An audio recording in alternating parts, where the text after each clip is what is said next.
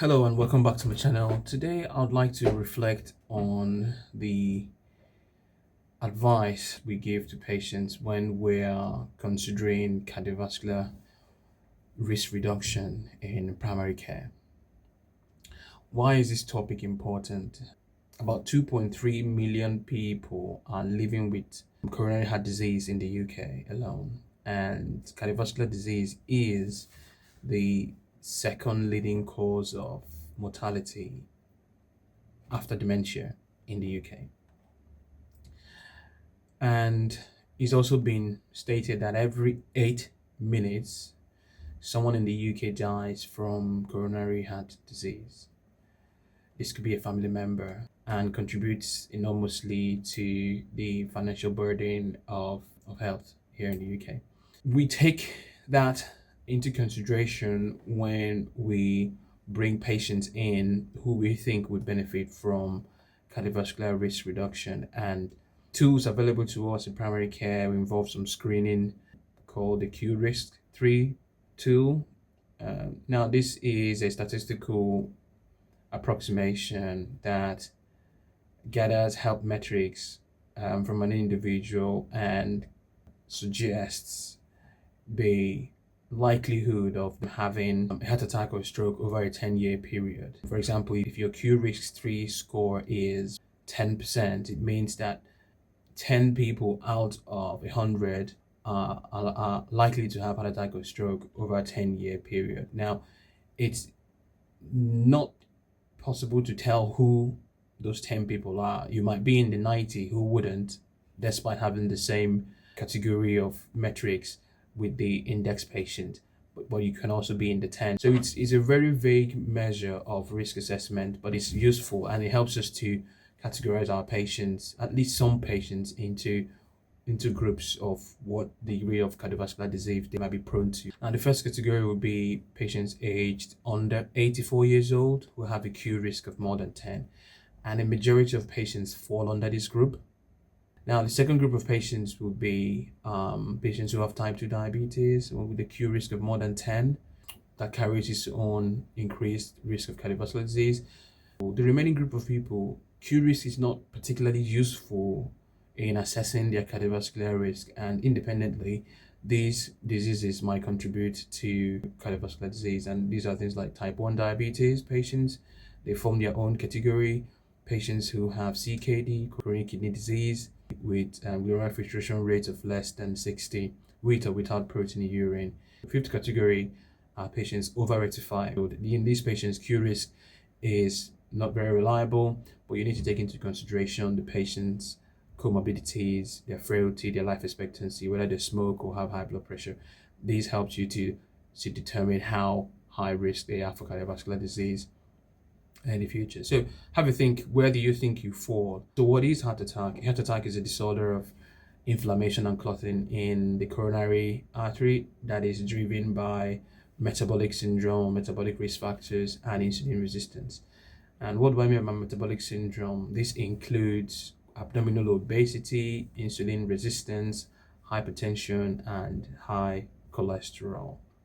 In everybody, irrespective of your risk factor, but obviously people who have the other diseases like diabetes or chronic kidney disease, over time plaques build up in the coronary arteries, and when these plaques rupture, it will lead to a rapid clot formation, which then causes heart attack.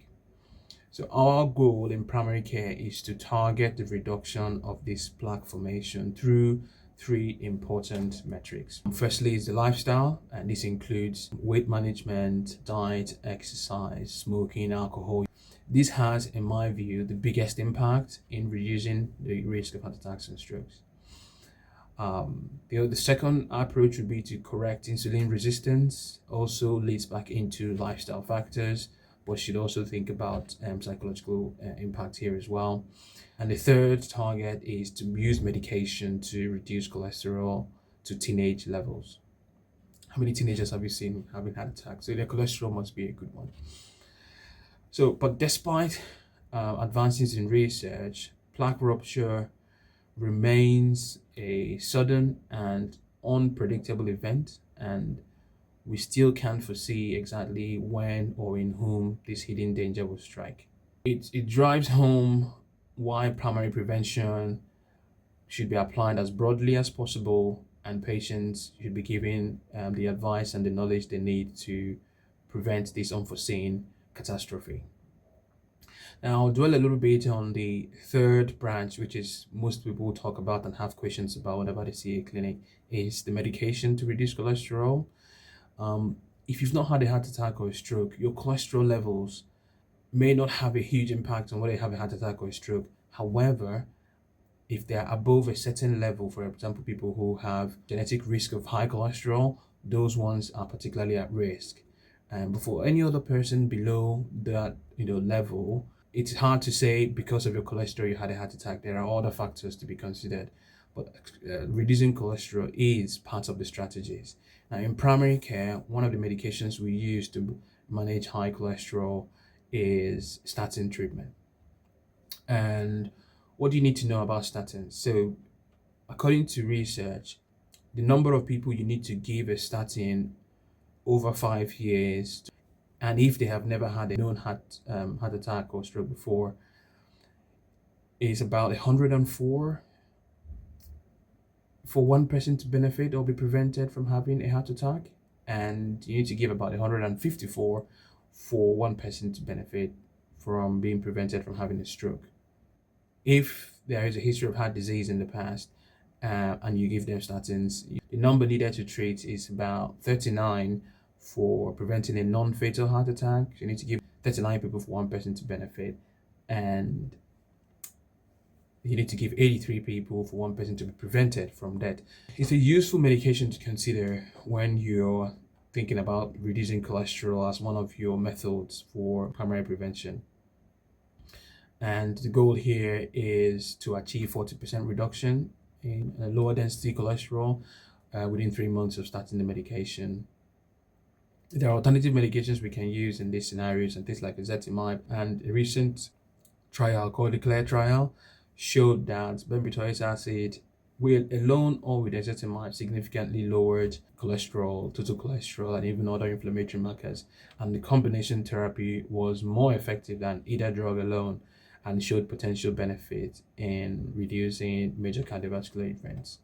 At least 1 in 50 people would report muscle or joint pains will getting worse since they began starting. The three main approaches in primary prevention are lifestyle, and smoking cessation is hugely encouraged because of its inflammatory nature.